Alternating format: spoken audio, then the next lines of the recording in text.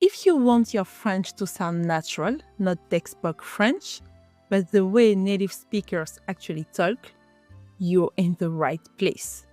And make sure you stay until the end. There's a quick quiz to test what you've just learned. And I've also made a free PDF with extra examples and variations. The link is in the description. Bonjour, j'espère que vous allez bien. Je suis très contente de vous retrouver aujourd'hui pour apprendre 5 expressions françaises que les natifs utilisent tous les jours dans la vraie vie. C'est parti! Let's start with the first one. Repeat after me. Ça marche. Again, ça marche. This comes up all the time in real life. Someone suggests something and wait for your answer.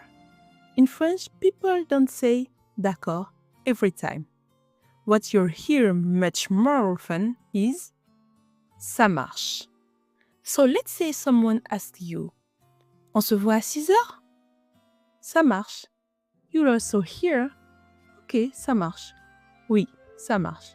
Oui, oui, ça marche. All of these mean the same thing.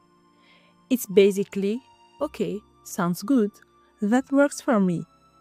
That's exactly how native speakers agree in real conversations. Now, another one. Repeat. J'en sais rien. Again. J'en sais rien. This one is very common. Someone asks you a question and you honestly don't know the answer. In spoken French, people don't always say je ne sais pas. What you hear much more often is j'en sais rien. So let's say someone asks, tu sais à quelle heure il arrive? J'en sais rien. You'll hear variations like bah j'en sais rien. J'en sais rien du tout. J'en sais rien.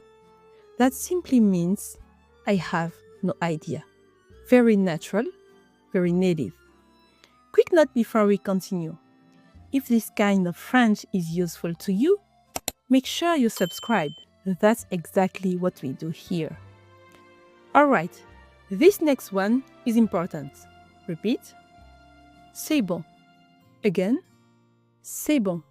You'll hear this constantly in real life. Someone offers help, but you don't need anything. In French, c'est bon does not mean it's good.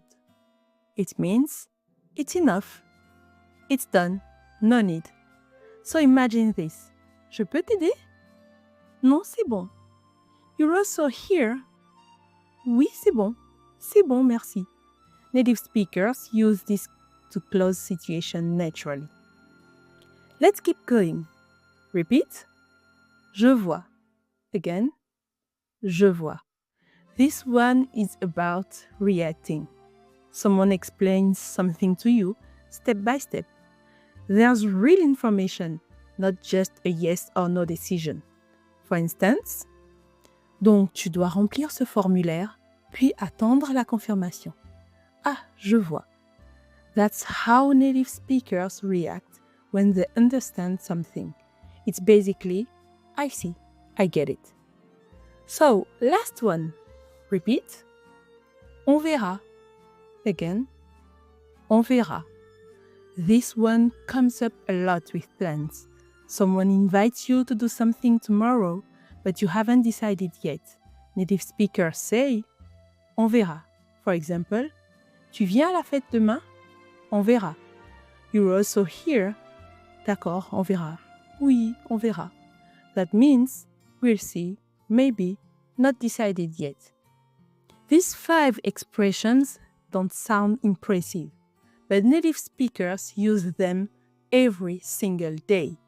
If you start using them, your French will immediately sound more native. Not textbook French, real spoken French. As a native French speaker, I hear and use these expressions every single day, and that's why I want you to start using them too.